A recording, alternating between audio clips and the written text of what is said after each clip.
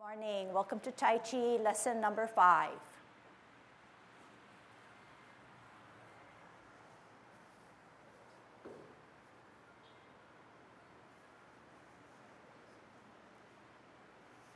Let's warm up. Hands at your waist, turn your neck. 1, 2, 3, 4, 5, 6, 7, 8, 9, 10. Stretch your neck. 1, 2, 3, 4, 5, 6, 7, 8, 9, 10. Turn your shoulders, lift them up and curl them over. 2, 3, 4, 5, 6, 7, 8, 9, 10. Other way. 1, 2, 3, 4, 5, 6, 7, 8, 9, 10. Expand your chest.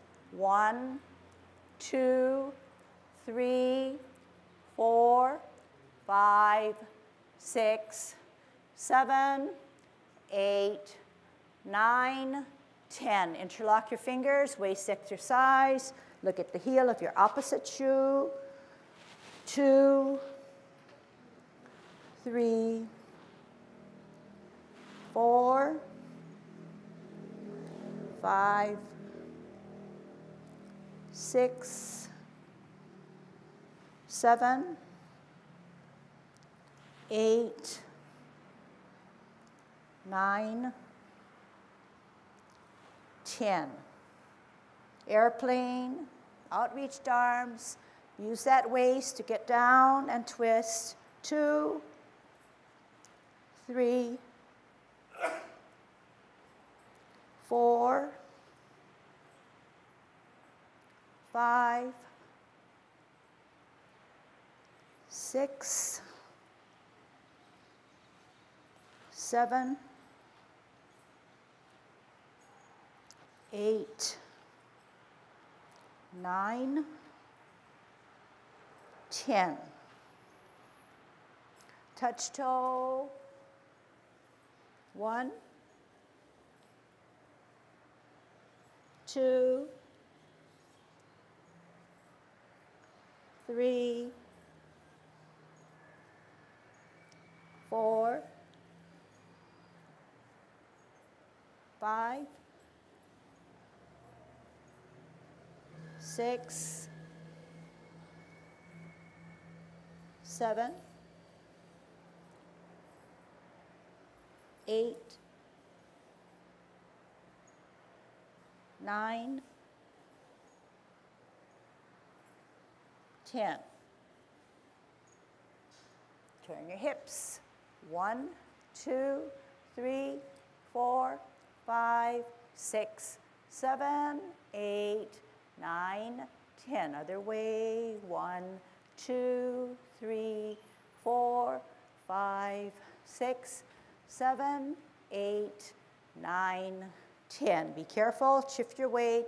Kick your foot. 1, 2, 3, 4, 5, 6, 7, 8, 9, 10. Shift your weight. 1, 2, 3, 4, 5, 6, 7, 8, 9, 10. Kick your butt. 1. Shift your weight. 3, 4. Hands at your waist. 5, 6, 7, 8, 9, 10.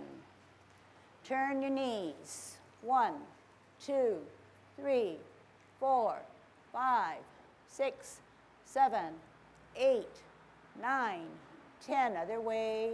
1, 2, 3, 4, 5, 6, 7, 8, 9, 10.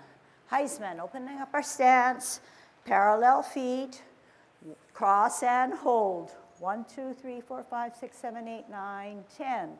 Other way, 1, 2, 3, 4, 5, 6, 7, 8, 9, 10. Short one, 1, 2, 3, 4, 5. Other side, 1, 2, 3, 4, 5.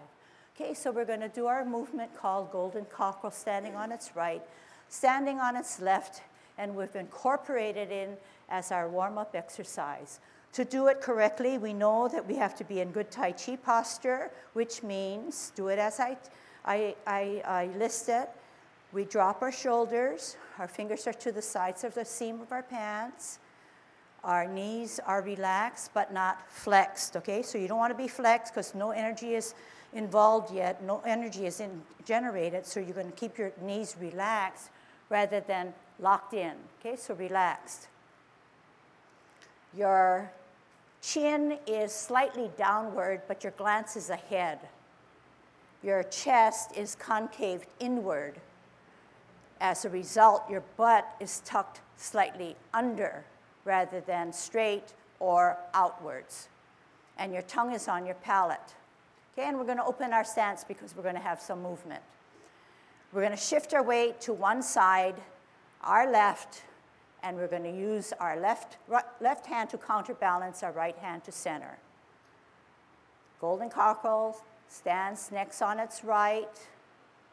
Tuck your butt, down. Center and cock that other hand, up, down. Center, up, down. Center, up, down. Shift your weight, up, down. Concentrating, knowing what our body and our hands and feet are doing.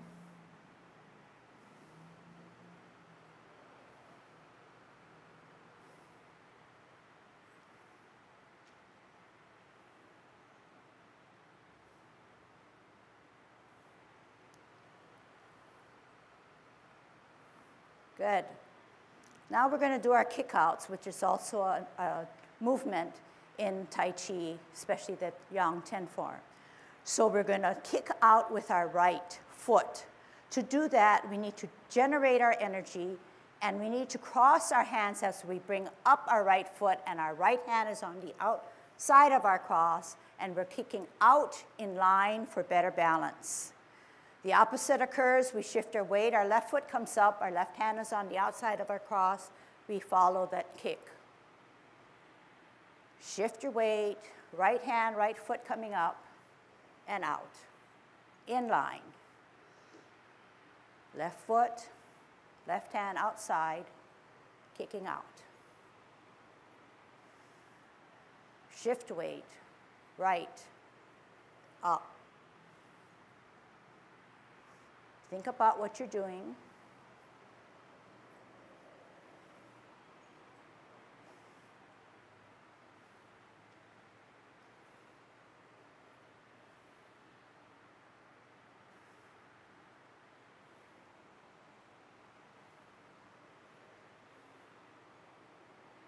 One more set.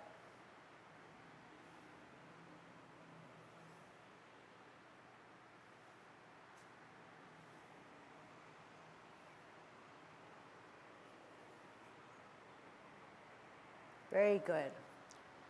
Now to work on our feet and hand alignment, we know that we have to hold our ball on a T stance, and you're going to use good Tai Chi posture. So you're going to weight down first on your right, and you're going to turn your left foot into the stem of the capital letter T.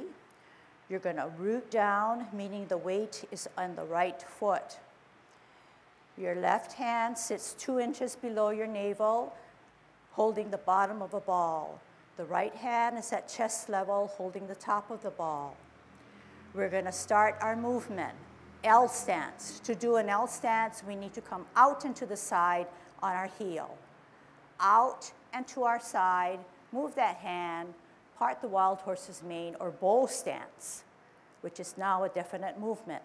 Sit back, twist step on your heel, right hand on the bottom to hold your ball on a T stance, out and to the side, move that hand, serve your meal or snack. Here it is, parting the wild horse's mane. Sit back all the way to alleviate the weight so that you could pivot on your right foot to twist. Hold your ball for balance on a T stance. Out and to the side, part the wild horse's mane. Stretch out that back knee. Sit back, twist step, shift your weight, hold your ball for better balance on a T stance. Move that hand out and to the side, bow stance. Sit back, twist step, shift your weight, hold your ball on a T stance, out and to the side, move that bottom hand advances, part the wild horse's mane. Sit back, twist step, shift your weight as you hold your ball on a T stance, out and to the side, part the wild horse's mane. Stretch out, making sure that your knee is not beyond your toes, and your left foot, there is no buckle in the knee. Sit back, twist step, T stance. Out and to the side, bow stance. Sit back, twist step, hold your ball on a T stance, out and to the side, and hold your stance as you do a nice bow stance. Now, let's look at whether we're doing everything correctly. Is your right hand at least at eye level, and is it serving someone out there in the middle? Is your glance way ahead of you? All right. Is your left leg, is there a buckle in your knee? If so, you need to straighten it out. Is your head holding your head erect through that silk silver thread, and you're not favoring the front position?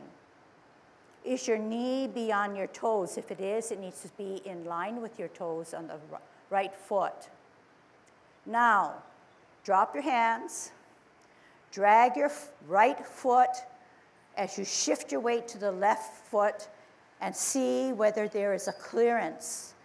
And you ask yourself, is this what she means?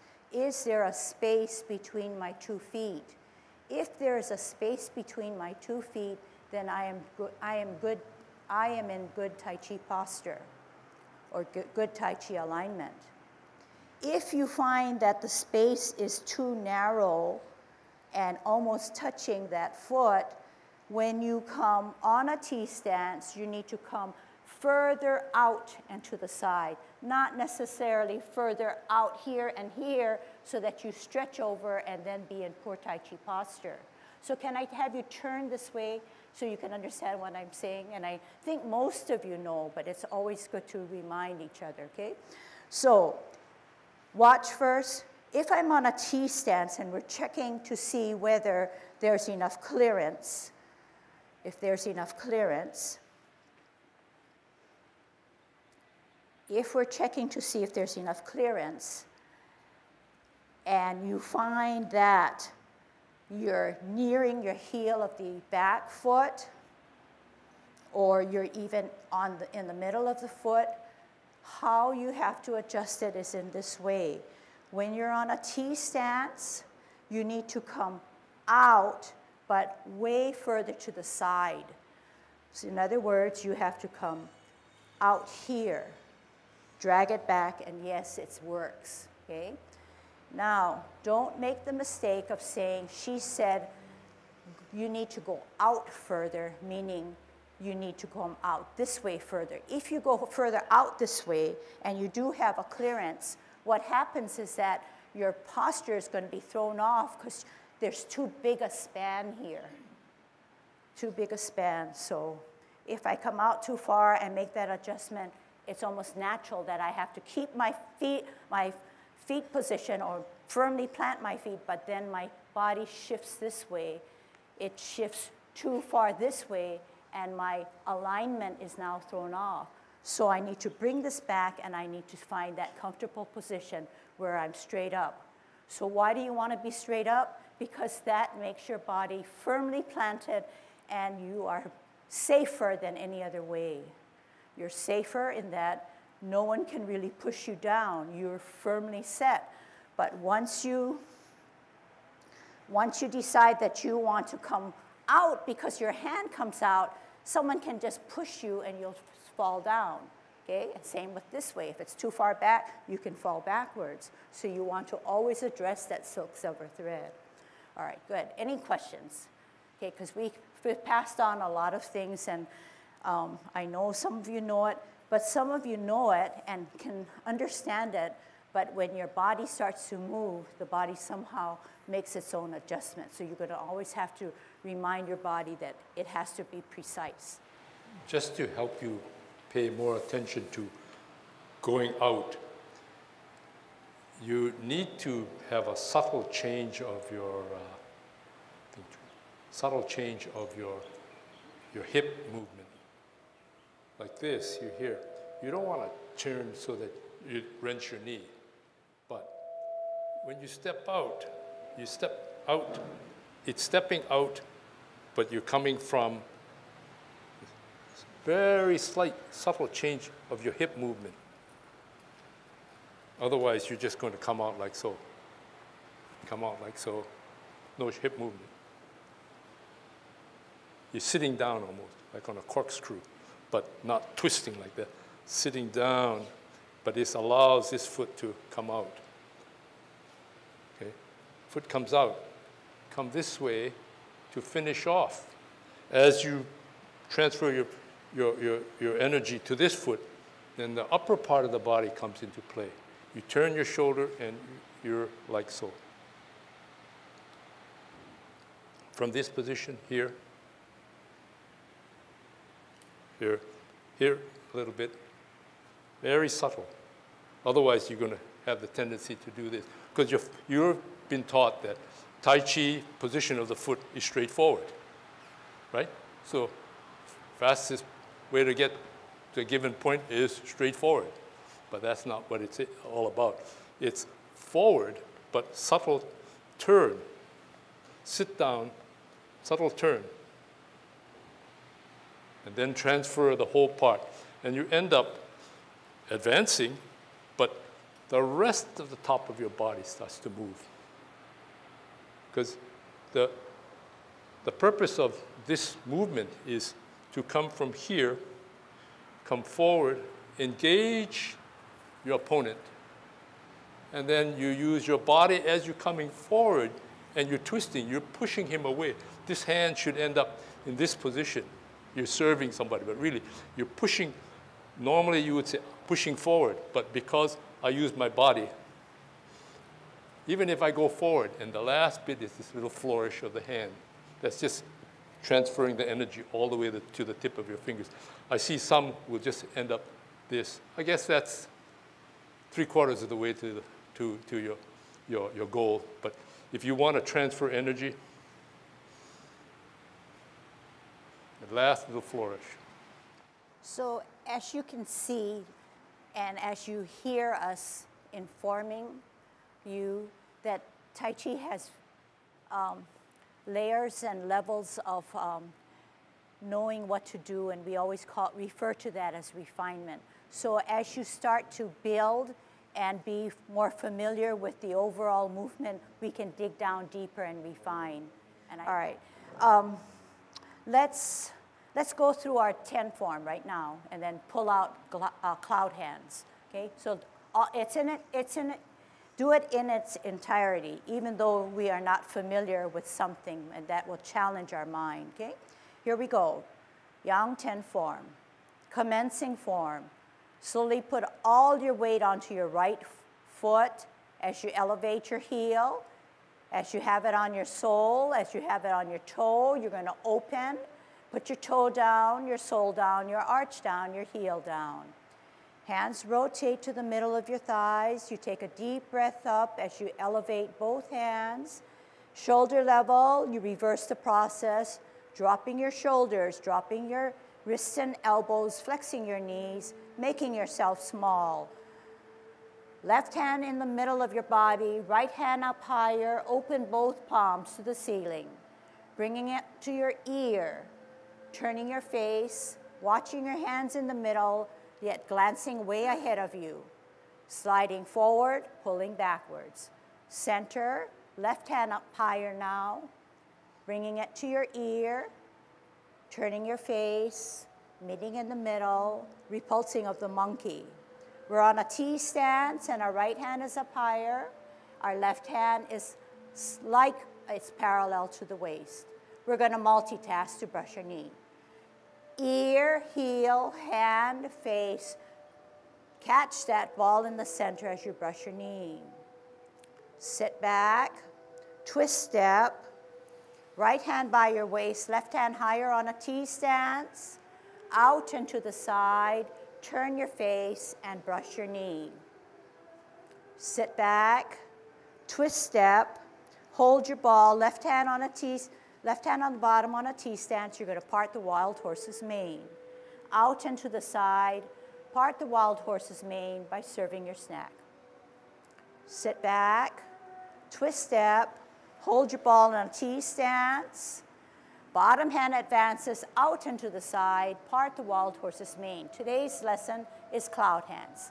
Flip your right hand, join it with your left hand. Sit back, twist step, cup, close your stance as you flip your hands. Middle or 12 o'clock cup. 3 o'clock, flip and meet and open your stance. 12 o'clock cup. 9 o'clock, flip only. 12 o'clock cup. 3 o'clock, flip, meet, close your stance. 12 o'clock cup. 9 o'clock, flip and open. 12 o'clock cup. 3 o'clock, only flip. Shift your weight to your left foot at 12 o'clock. Bring your right hand up to do a golden cockerel. Down, shift your weight to the right. Golden cockerel stands on its right. Down, right hand on the outside, right foot coming up, kicking out. Shift your weight to the right, left hand on the outside, left foot coming up, kicking out. Holding our ball on a T stance. This time the right hand is on the bottom of a ball and you're on a T stance. You're going to ward off. You're going to use your forearm to push your opponent away. You're going to come out and to the side. Use the bottom hand to advance to push your opponent away. But yet at the same time, you're going to flip that hand and join it. And you're going to grasp the bird's tail as you sit back. Look back. Then you're going to turn, square your hips and waist, and push your opponent away at the wrist. Separate shoulder with the waist, sitting back, and then rolling forward. Sit back, twist step, left hand on the bottom, right hand on the top to hold your ball. You're going to grasp the bird's tail by warding off first. Out and to the side, use your forearm to push your opponent. But flip that hand to grasp the bird's tail. Look back, turn, square, contact at the wrist to push away, shoulder width, roll back, roll up and forward. Sit back, twist step, open step, in step, off the ground, right hand on the inside of your cross to embrace the tiger. Come up, rotate at your wrists at chest level so that both palms are facing you. Then use the power of your left wrist to push out so that the palms are facing the ground. At shoulder width away, you're going to drop your shoulders because you're closing your form. Just like we started, we're going to wrap around at our hips. Then we're going to lift up our heel. And this time we're going to close our form. And that's the end of the 10 form, okay? So it took us maybe about 5 minutes, but I was giving you a lot of instructions, but it normally will take you about 4 minutes, okay? So what we plan to do for lesson number 5 now is to learn the sideways motion called cloud hands. So when we do cloud hands, you remember that I said something like flip. You remember I said something like 12 o'clock cup. You remember I said 9 o'clock flip, 12 o'clock cup, only flip, keep your stance, middler cup, 9 o'clock flip meet close. So those are the things that we are implementing and trying to figure out what do those keywords really mean. And the last portion, to get out of cloud hands, I said only to flip, but when you come to 12 o'clock on an analog clock, you're going to center yourself and be a golden cockerel. So that's how you get out of cloud hands. Cloud hands is a sideways motion. So in a sideways motion, 2 feet can be in the same line. But once you're on a T stance, you know that 2 feet cannot be in the same plane, okay? When we do cloud hands and we're looking at the feet, it is shifting of the weight, being on the toe, opening, putting our toe down, and then our foot down. And when we come up, the opposite occurs. The heel comes up, but we always come down on our toe. So to do it incorrectly, I will put my heel down and then my sole down, okay? Rather than putting my toe down, which is a lighter way of doing it, okay? So let's look at our feet first, okay? And then just don't worry about our hands. Okay, actually we're going to get into cloud hands, so let's do the last parting of the wild horse's mane. We're on a T stance. Our right hand is on the bottom of our ball, the left hand on the top. We're going to come out and to the side, and we're going to part the wild horse's mane for the last time. We're going to flip that hand so that the palm is outward. But at the same time we flip that outward hand, the left hand joins it, and the palm is facing you. Okay? So right hand, palm facing the wall. Left hand, which is shorter, should not be in the same plane. The palm should be facing you. So they're opposite. We're going to sit back. We're going to twist step. Okay? Now we're going to drop our hands, and we're going to close our stance. Then we're going to open on our toe, and we're going to close our stance. Actually, I'm kind of wrong. We're going to open, and we're going to go the other way, toe, close, open, close, go to the left, open, starting with your toe, down, up with the heel, toe comes down, heel goes down, heel comes up, toe goes down, heel goes down, heel comes up, toe goes down, heel goes down, heel comes up, toe comes down. So you see this is a pattern, but it's not really the correct movement for cloud hands, but it's a way of drilling. So in essence, this is what's happening. Toe comes down, heel comes down. Toe comes down, heel comes down. Heel comes up, toe comes down. So as if we were playing a piano. Keys come down, keys go up. Keys come down, keys go up. But using your feet, always addressing your toes. Okay, it's a sideways motion. Now, I had trouble isolating my feet from my hands because I've gone beyond that point. And so in trying to say, let's separate the hands and the feet, I had a hard time. So I used it as a drill. Okay? If you can bear with me and understand what's going through, then we'll do it all together correctly. Okay? Now we know that it's a sideways motion where the feet are shifting our weight, and it's a part of balancing because we have to stand on one foot, we have to expand on it, and we have to gracefully come down. As we have that weight on the opposite foot, this foot comes up as if we were playing piano keys. This is firmly down, then it teaches us only when it's firmly planted, the other foot with no weight can come down. Okay, so that's something you can practice at home. And don't worry about how many times you're opening and closing, but just use that motion, okay, to understand what our feet are doing. Now, how should we put it all together? We said that we are looking at a face of a clock. We know that 12 o'clock is in the center. We know that 3 o'clock is to the side. We have to come back to 12 o'clock, and then we have to come back to 9 o'clock. At 9, 12, and 3, 3, 12, and 9, there is always something that is peculiar and specific to that number or the face of the clock. On the extremes of 9 and 3, there is always a flipping. There is always a flipping.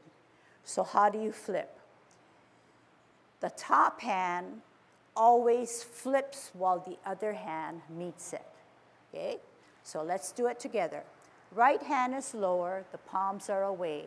The left hand is up higher, the palm is facing, all right? 12 o'clock, cup.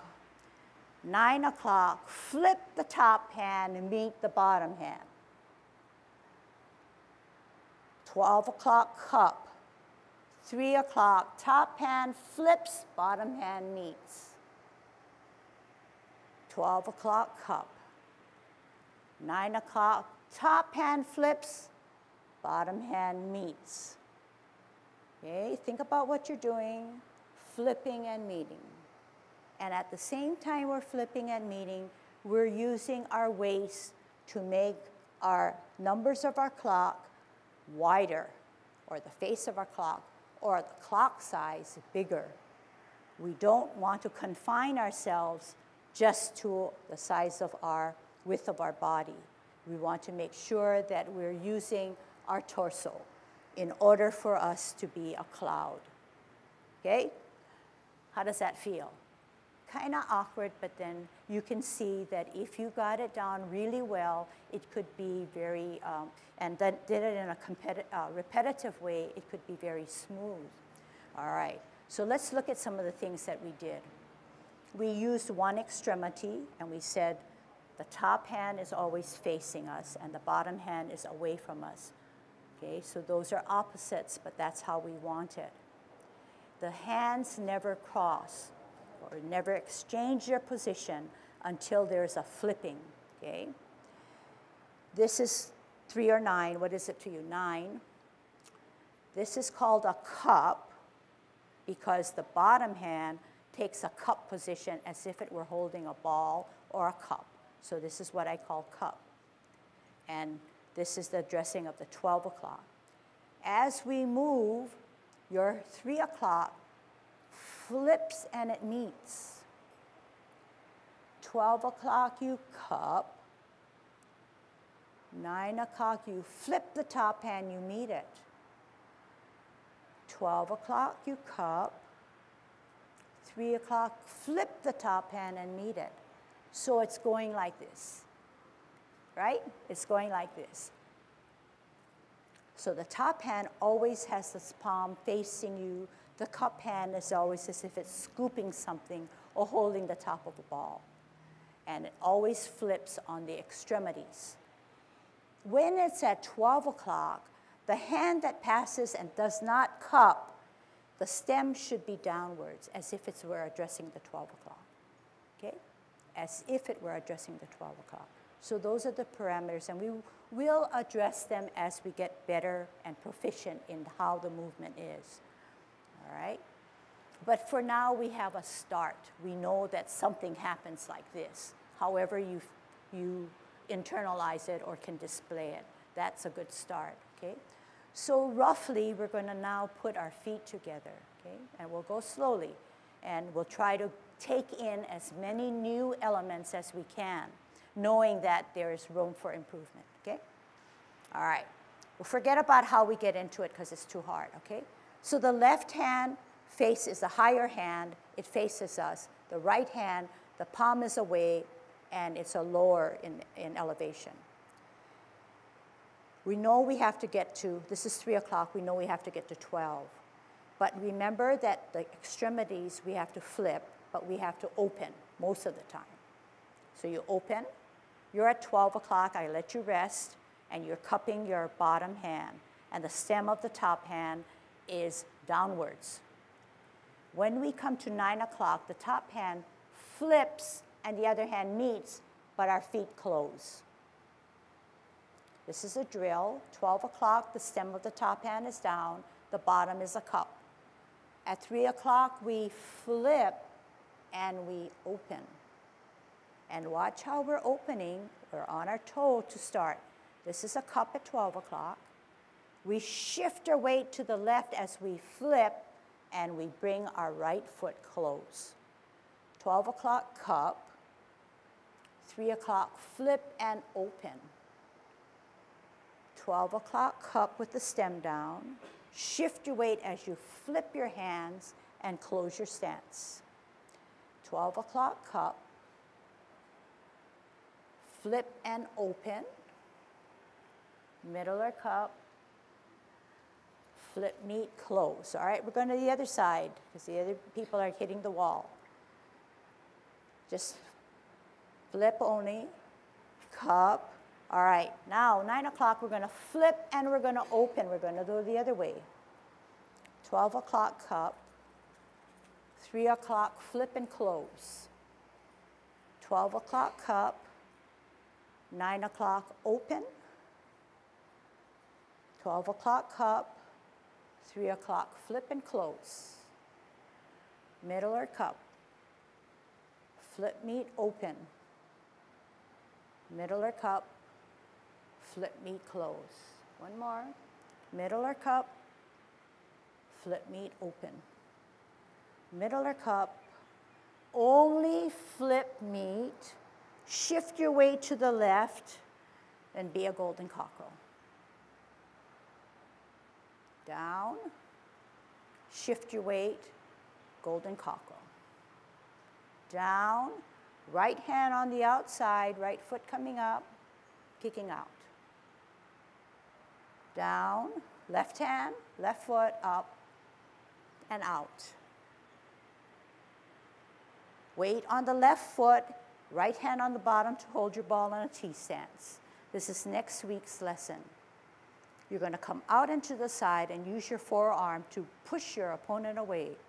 Out and to the side, bottom hand advances. Use that forearm to push your opponent. But yet flip that hand and join it as if we were doing cloud hands. And drag down the opponent as if you were grasping the bird's tail, so you're doing it gracefully. Then you're going to turn, and when your hips and your waist are in line, you're going to contact at your wrist to push your opponent away yet again. At shoulder width away, you're going to roll back, and you're going to yet push him for the final time. What you do on one side, you do on the other side.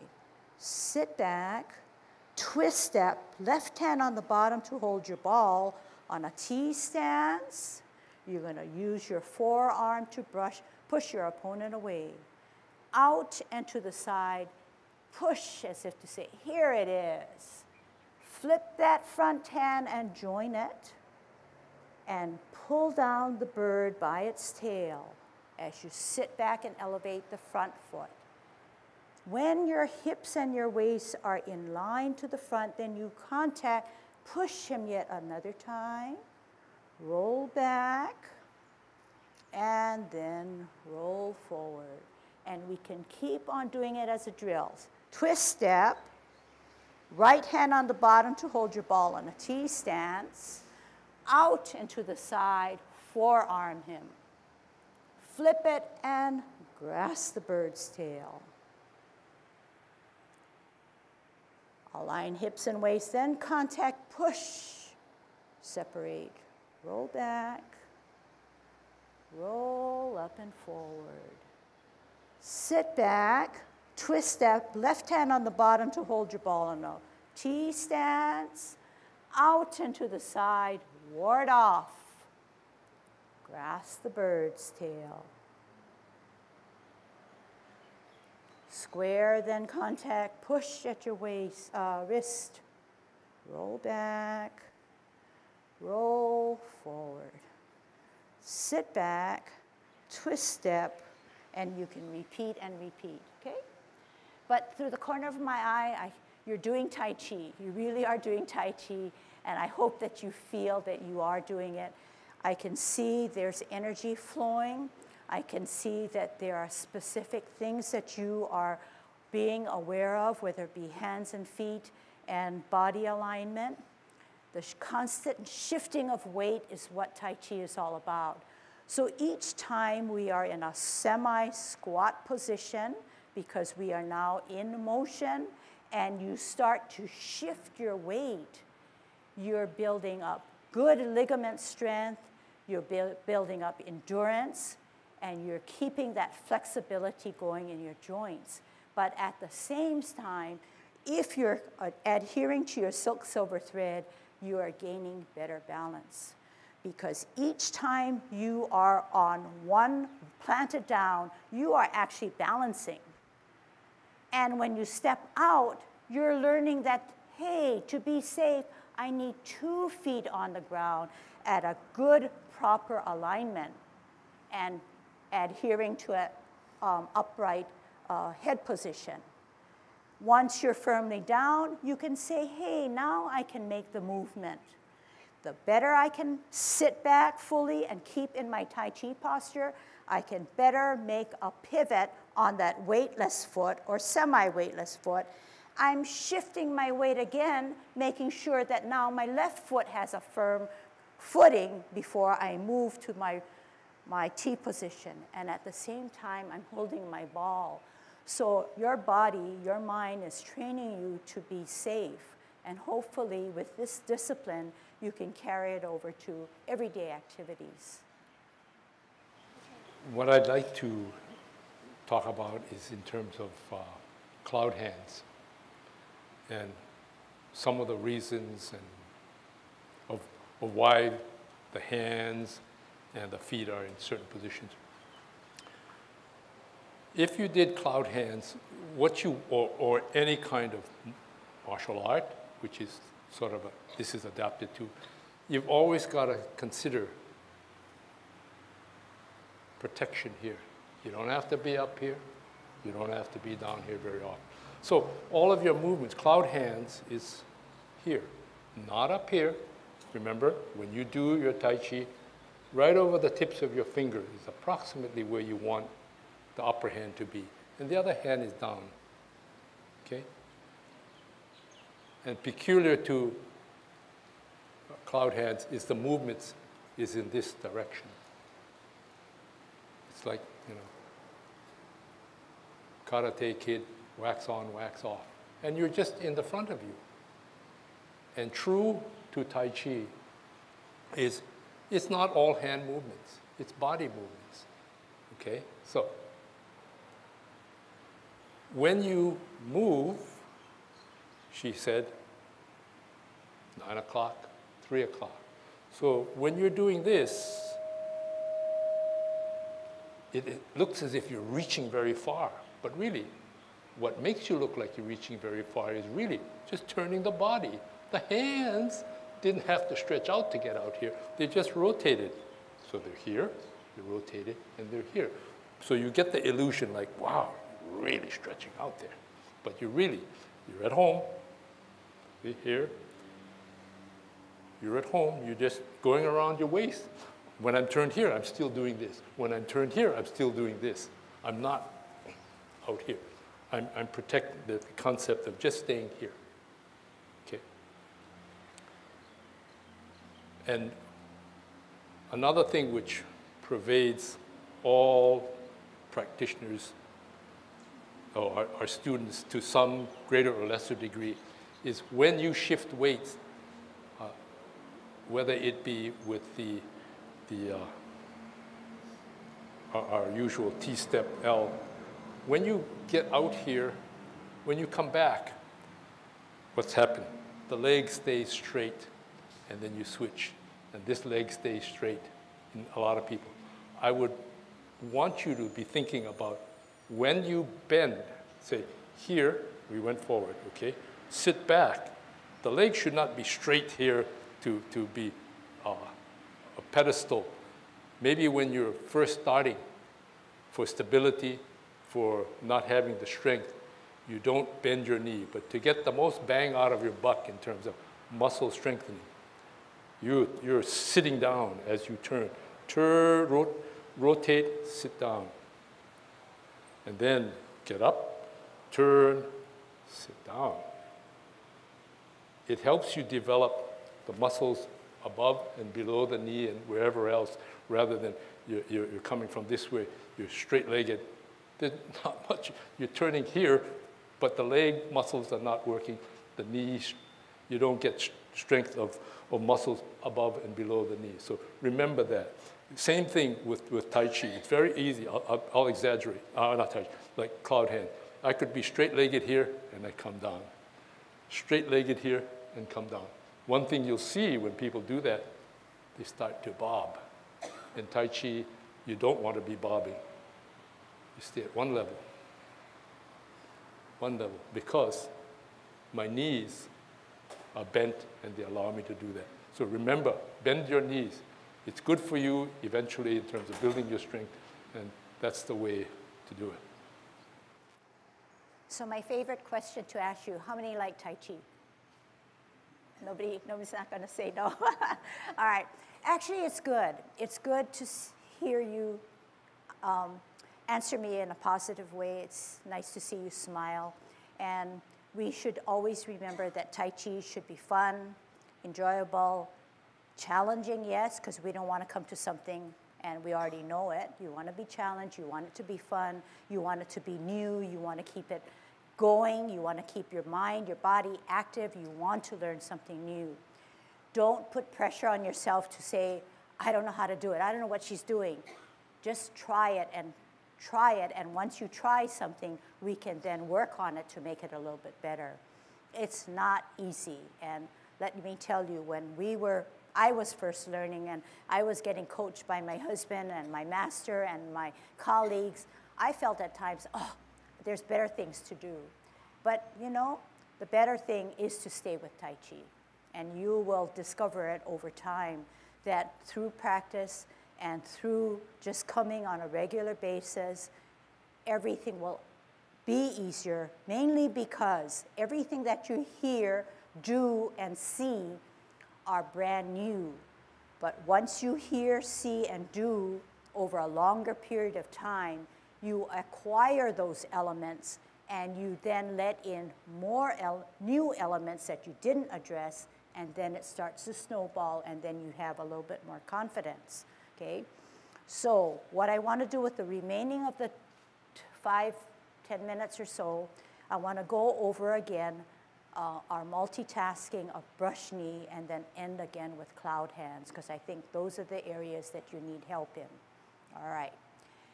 I must clarify something. When I teach you, it is almost like a robot, especially with brushing of your knee. Because we multitask, and multitask means you do many things at the same time. In order for me to clearly get you to multitask, I sometimes appear or make you appear as you motion like a robot, meaning ear, heel, hand, and all of this kind of stuff. It's jerky and it's very precise and segmented, disjointed. But you know that Tai Chi is really something like this. But how can I teach you something like this when you've never done it before? I have to break it down. But then you say, hey, sure, I can follow you. I can do it this way. But are you doing it correctly and safely? That's my major concern. All right. Remember I said that you're on a T-step and you're multitasking. One hand is parallel to your waist and one hand is up higher, and you're doing this. Now, when you're stable, I can say that. But when you're in motion, the guidelines are very cloudy in that my hand is not parallel to my waist, it's up higher.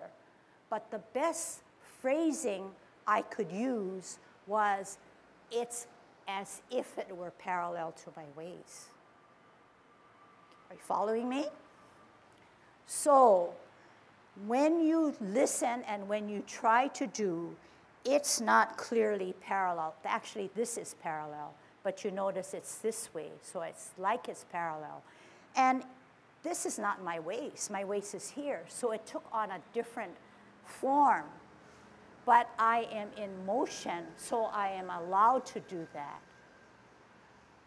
So yes, in some ways, we have to adhere to say it's parallel, but we have to give ourselves a little room or adjustment once we're in motion. So actually, when we did the drill, I said, this hand's here, this hand's here, this hand's here, this hand's here. It's actually up here, so you want to be able to come down. So can I see you with one hand doing your parallel to the waist? It's here, and then it comes out and down. It's here, and it comes out and rounded out. Can I see everybody doing it?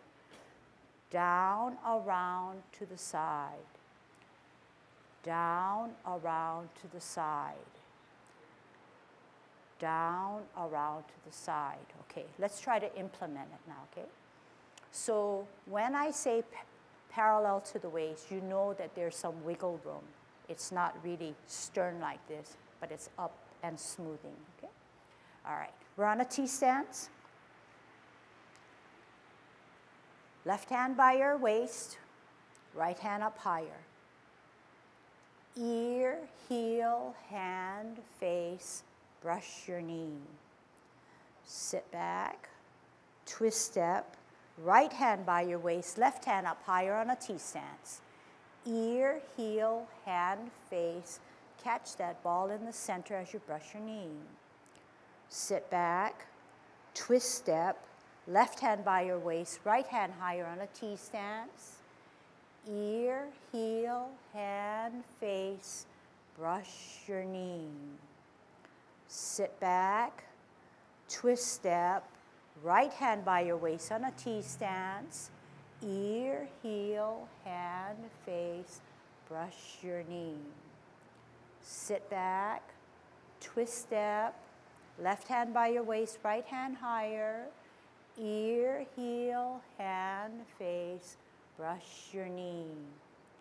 Sit back, twist step, right hand by your waist, left hand higher. Ear, heel, hand, face, hold your stance. Now, you correct your own stance by listening to me. Is your left hand in the middle of your body, about eye level to the tips of your finger? Is it catching that ball? Is your right hand sitting to the side of your hips and as if it were holding the top of a ball? Is your right foot parallel to the line or on the line of the tiles of the floor? Is your left foot straight out where there's no buckle in the knee? And is it at a 45-degree angle? Is your silk silver thread allowing you to go forward or back? It should not, and it should keep you upright. Is your knee in line with your toe? Is there a space between your 2 feet so that if you drag the right foot back, there will be a space? If there isn't, shift over a little bit more. When you think you've gotten the best posture you can sit back, all the way back. Then twist. As you twist to shift your weight to the right, you form your ball for balance on a T-stance. We're doing brush knee. So left hand up at the waist, right hand up higher. Out and to the side, ear, heel, hand, face, brush your knee. You ask yourself again, are you upright? Is your left hand to the side of your thigh? Is your right hand catching the ball? Is your back foot, the knee straight out? Is your knee in line with your toe? Are you sitting upright and not favoring your front?